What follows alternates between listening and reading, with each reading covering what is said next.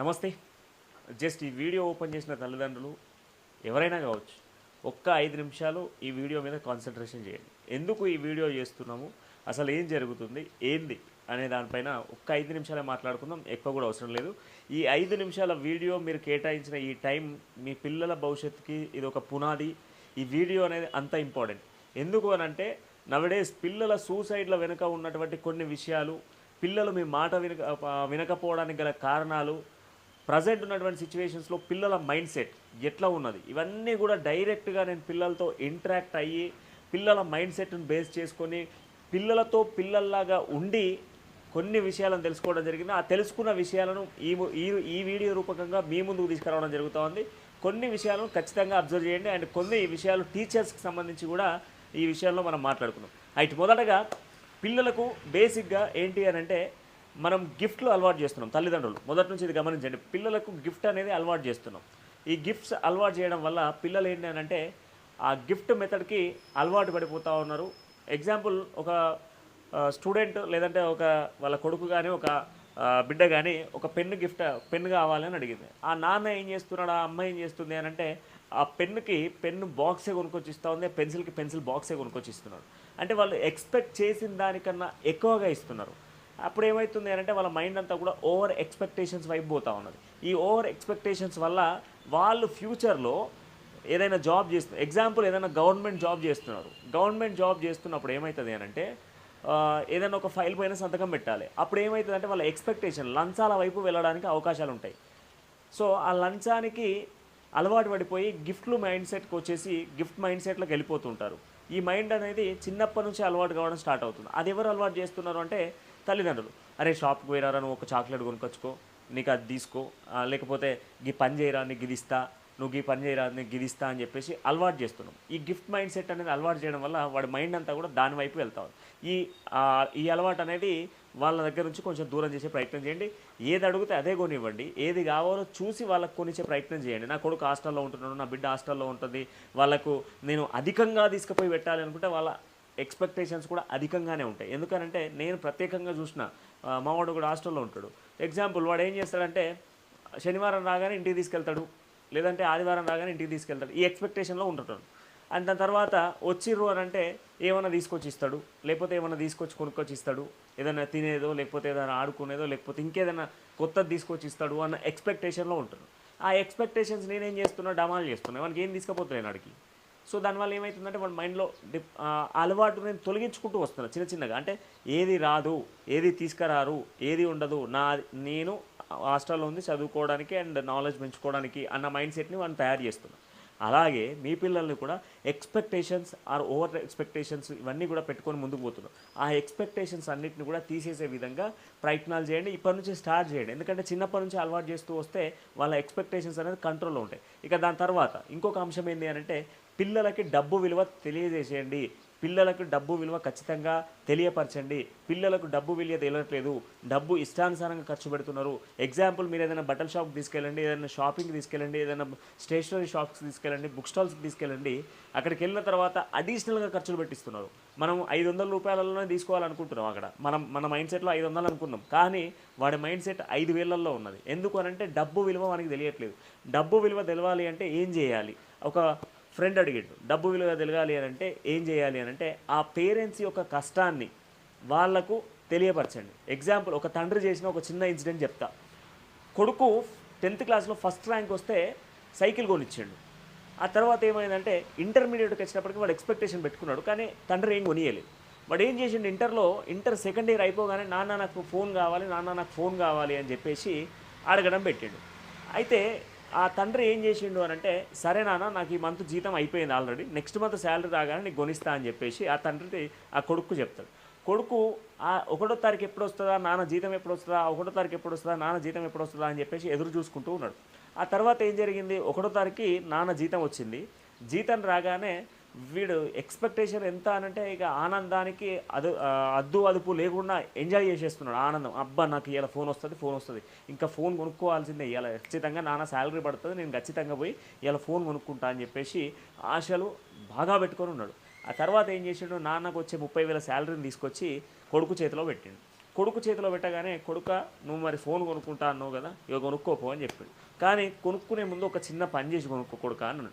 ఏం లేదు నాన్న, మన నెలకు ఇంట్లో ఖర్చులు ఉంటాయి కదా, ఆ ఖర్చులకు ఏమేమి ఉన్నాయో అమ్మ దగ్గరికి వెళ్ళు, అమ్మ దగ్గరికి పోయిన తర్వాత అమ్మ ఖర్చులు చెప్తుంది, వాటికి సంబంధించి ఎక్కడ బిల్లులు పే చేసేసి మిగతా వాటితో నువ్వు ఫోన్ కొనుక్కో అని చెప్పేసి ఆ తండ్రి కొడుకు చెప్తాడు. నాన్న చెప్పింది ఏముంటుంది, 5,000 ఉంటుందో లేదా 10,000 ఉంటుంది, మనం 20,000లో మంచి ఫోన్ కొనుక్కోవచ్చు అనుకుంటాడు.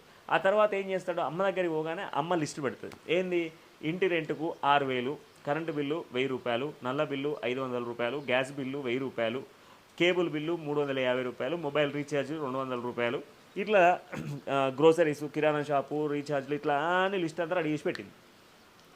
ఈ లిస్ట్ అంతా ఏం చేస్తున్నాడు కొడుకు, ఇస్తున్నాడు, ఒక్కొక్కరికి ఇస్తున్నాడు, పంచుతున్నాడు.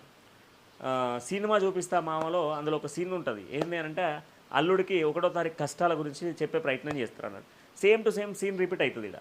ఆ తండ్రి ఆ కొడుకు చెప్పిండో, తండ్రిది చెప్పిన మాటను విని కొడుకు తల్లి దగ్గర వెళ్ళి తల్లి లిస్ట్ ఇచ్చింది, పైసలన్నీ పంచాడు. పంచుతూ వచ్చేటప్పటికి అందరికి ఎక్కడెక్కడ ఖర్చులన్నీ తీసేసి పోను కేవలం 3,000 రూపాయలు ఉంటాయి. అదేంటిరా నా ఇంట్లో ఖర్చులు 3,000 రూపాయలే మిగిలినాయి అన్ని పోను అని అంటే, నాన్న ప్రతి నెల 30,000 రూపాయలు వస్తే 27,000 రూపాయలు ఇంట్లో ఖర్చు అవుతుంది, కేవలం 3,000 రూపాయలు మాత్రమే ఉంటున్నాయి. ఈ 3,000 రూపాయలు కూడా అది ఏదైనా ఎమర్జెన్సీ హాస్పిటల్ పర్పస్కో, ఎవరైనా చుట్టాలు ఇంటికి వస్తారో, లేకపోతే ఏదైనా ఎమర్జెన్సీ ఉంటుందో అని చెప్పేసి దాపెడుతున్నా.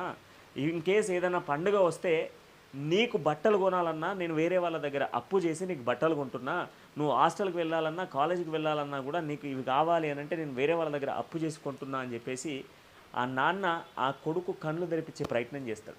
అప్పటి వరకు రోజు 100 రూపాయలు అడుక్కొని వెళ్ళే కొడుకు అప్పటి నుంచి నాన్న డబ్బులు అడగట్లేదు, పాకెట్ మనీ.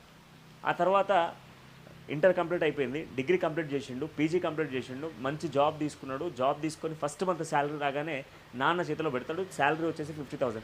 నాన్న నువ్వు ఫోన్ కొనుక్కుంటా అన్నావు కదా, కొనుక్కో అని చెప్పేసి అంటే, నాన్న ఫస్ట్ ఆఫ్ ఆల్ మీరు ఇన్ని రోజులు కష్టపడ్డది చాలు, నేను ఇప్పుడు నాకు ఫోన్తో అవసరం లేదు, నేను ఫోన్ కావాలనుకున్నప్పుడు నేను కొనుక్కుంటాను. అండ్ మోర్ ఓవర్ ఇంట్లో ఖర్చులు ఏవైతే ఉన్నాయో ఇప్పటి నుంచి మొత్తం బాధ్యత నాదే, ఇకనైనా మీరు కొంత సేవ్ చేసుకోండి అని చెప్పేసి ఆ తండ్రికి ఆ కొడుకు చెప్తాడు. ఏంది ఇక్కడ నేర్చుకున్నది అని అంటే, డబ్బు విలువ ఆ కొడుక్కి ఆ తండ్రి నేర్పించే ప్రయత్నం చేశాడు. ₹1 మనం సంపాదిస్తున్నామంటే ఆ రూపాయిని ఖర్చు పెట్టడానికి ఎన్నిసార్లు ఆలోచించాలి అనేది ఆ కొడుకు నేర్పించాడు.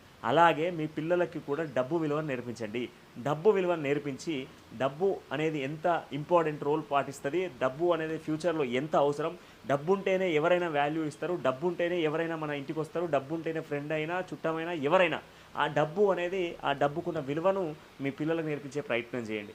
ఇక తర్వాత టీచర్స్కి సంబంధించిన అంశంలో, టీచర్స్ సమ్టైమ్స్ నేను కొన్ని సందర్భాల్లో ఆలోచించి చూసినటువంటి విషయాల్లో ఏంటంటే, కొంతమంది, అందరూ కాదు కొందరు ఏంటి అని అంటే వాళ్ళ ఇంట్లో ఉన్నటువంటి టెన్షన్స్ని, అంటే మీ ఫ్యామిలీ టెన్షన్స్ని పిల్లలపైన రుద్దే ప్రయత్నం చేస్తున్నారు. అండ్ మీ ఇంట్లో మీ ఫ్యామిలీ ఇష్యూస్ని పిల్లలపైన రుద్దేటువంటి ప్రయత్నం చేస్తున్నారు. ఎందుకు అనంటే నేను చాలా దిక్కులు ఆలోచించి చెప్తున్నాను ఈ మాటను, మీ ఫ్యామిలీ ప్రెజర్స్ని మీ ఇంటి దగ్గర వదిలేయండి.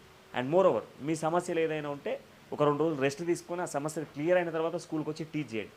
మీరు ఎంత హ్యాపీగా టీచ్ చేస్తారో, మీరు ఎంత హ్యాపీగా వాళ్ళకి ఎక్స్ప్లెనేషన్ ఇస్తారో, మీరు ఎంత అద్భుతంగా టీచ్ చేసుకుంటూ ముందుకెళ్తారో అప్పుడే వాళ్ళ మైండ్ అంతా కూడా ఓపెన్గా ఉంటుంది అండ్ మీతో ఇంటరాక్ట్ కావడానికి ఉంటుంది. అండ్ మోర్ ఓవర్ మీరు ఇంకా ఎక్స్ప్లెనేషన్ చాలా బాగా ఇవ్వగలుగుతారు. దానివల్ల టీచింగ్ మెథడ్లో కూడా మీరు అద్భుతంగా టీచ్ చేయడం వల్ల పిల్లలకు అర్థం కావడానికి అవకాశాలు ఉంటాయి.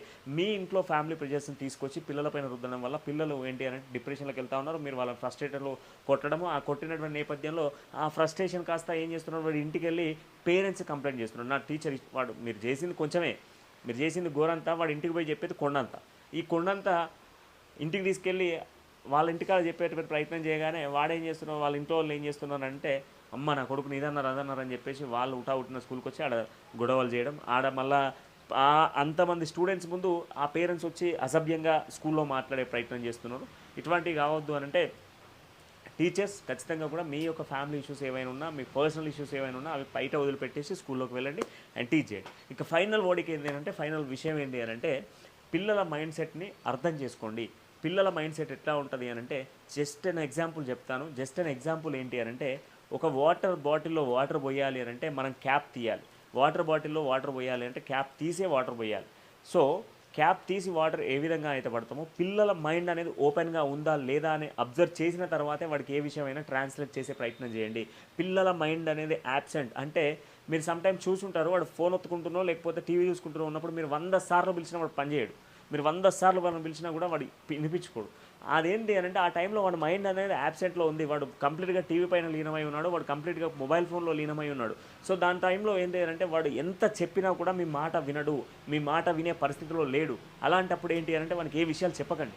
వాడి మైండ్ అనేది ప్రజెంట్లో ఉందా లేదా అని జస్ట్ ఒకసారి వాడిని పిలవండి, వాని పేరు పెట్టి ఒకసారి పిలవంగానే వాడు షార్ప్గా తిరిగిండు అనుకో, వాడి మైండ్ ఓపెన్లో ఉంది, లేదంటే లేదు కనుక లేదు అన్నప్పుడు వదిలేయండి. వాడిని కొద్దిసేపు వదిలేసిన తర్వాత మళ్ళీ వాడిని పిలిచే ప్రయత్నం చేయండి. అప్పుడు వాడికి ఏ విషయం అయితే మీరు ట్రాన్స్లేట్ చేయాలనుకుంటున్నారో, అది టీచర్స్ కానీ, పేరెంట్స్ కానీ, ఫ్రెండ్స్ కానీ, ఎవరైనా కానీ, వాడికి ఏ విషయం అయితే ట్రాన్స్లేట్ చేయాలనుకుంటున్నారో ఆ ట్రాన్స్లేట్ చేసేటువంటి విషయాన్ని ఆ మైండ్ అనేది ఓపెన్లో ఉన్నప్పుడే చేసే ప్రయత్నం చేయండి.